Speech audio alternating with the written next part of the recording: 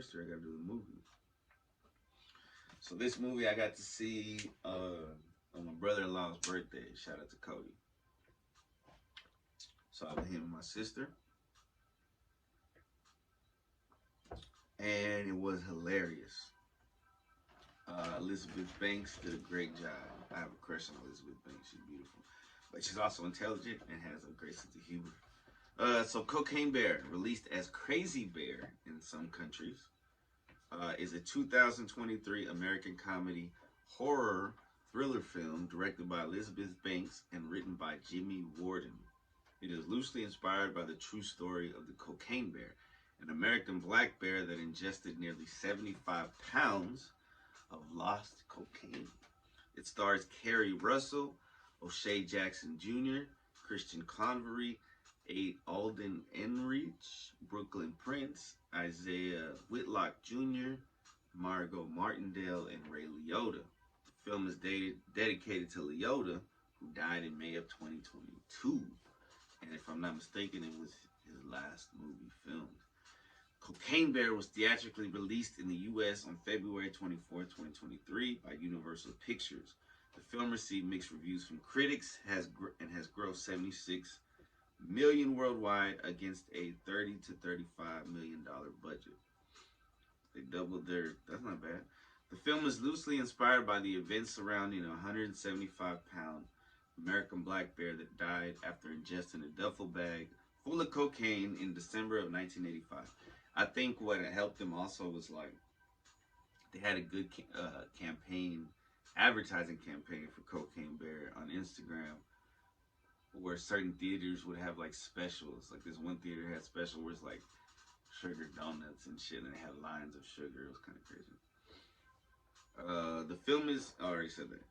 The cocaine had been dropped out of an airplane piloted by Andrew C. Thornton II, a former narcotics officer and convicted drug smuggler, because his plane was carrying too heavy a load. Thornton then jumped out of the plane with a faulty parachute and died. The bear, who died sometime after consuming the cocaine, was found 3 months later in northern Georgia alongside 40 open plastic containers of cocaine. The bear is currently on display at the Kentucky Fun Mall in Lexington, Kentucky. And you really have to say Kentucky 3 times. Kentucky, Kentucky, Kentucky. Which named the creature Cocaine Bear in 2015. The film's plot differs from real-life events in a number of ways. Notably, the real-life Cocaine Bear is not known to have killed anyone after consuming drugs, and what transpired in the time leading up to its death from overdose is unknown. In an interview with Variety's Adam B. Very, Banks stated that this movie could be seen as that bear's revenge story. Prior to the film's release, the story behind Cocaine Bear went viral on social media. Yasmin Tayag of The Atlantic wrote that part of the film's popularity on social media may have been due to the appeal of man versus nature narratives or the shock value of the premise. However, she noted that the bear was also presented in a sympathetic light by the film. Of course, the bear's, it's a mama bear. Oh, I don't know if I'm supposed to spoil that if you ever seen it. Oh, shit. Sorry. In December of 2019, Phil Lord and Christopher Miller were announced to be producing an untitled horror comedy project inspired by the true story and based on a spec script written by Jimmy Warden. The producers approached Radio Silence Collective's Matt Bettinelli Olpin and Tyler Gillette to direct, but both opted out of the film in favor of making the fifth Scream installment, which, according to Roma, was whack, so they should have did the Cocaine Bear. But everything happens for a reason, and Elizabeth Banks needed to do it, because she'll probably get to do other dope-ass movies. Let's see. At first, it's not. At first, the bear. Well, I don't know. The animal, of course, is going to be the innocent one because they're not the ones that put the coke there. So I think no matter how the movie's presented, the bear is always going to be.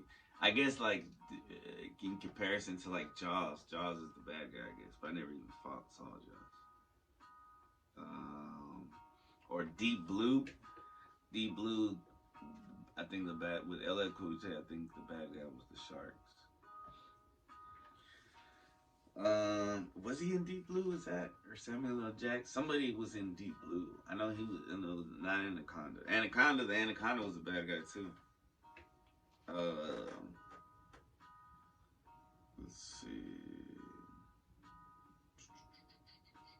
On March 9th, 2021, Universal Pictures announced that the film was in development a year ago. It was also confirmed that the film would be instead directed by Elizabeth Banks and produced by Banks and Max Handelman for Brownstone Productions, who joined the producing team alongside Lord Miller at Tia sued for Lord Miller Productions and Brian Duffield. The ensemble cast was revealed between July and August of 2021. Principal photography took place in County Wicklow, Ireland. That's pretty tight. To get all the woods and stuff.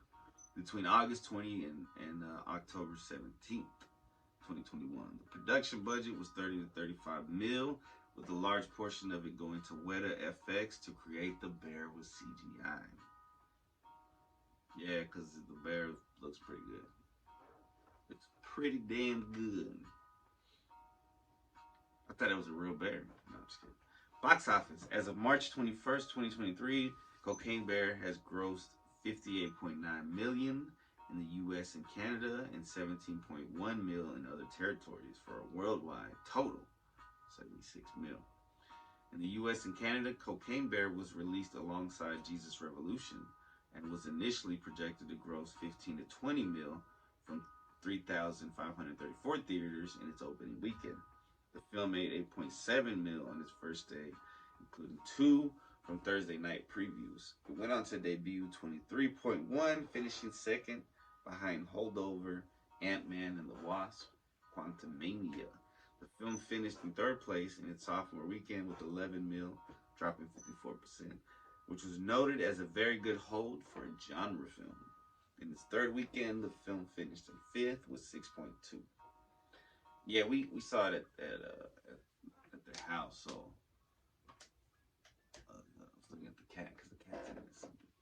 Yeah, we saw it at the crib, not at the movie, so I don't know if, they get kind of different.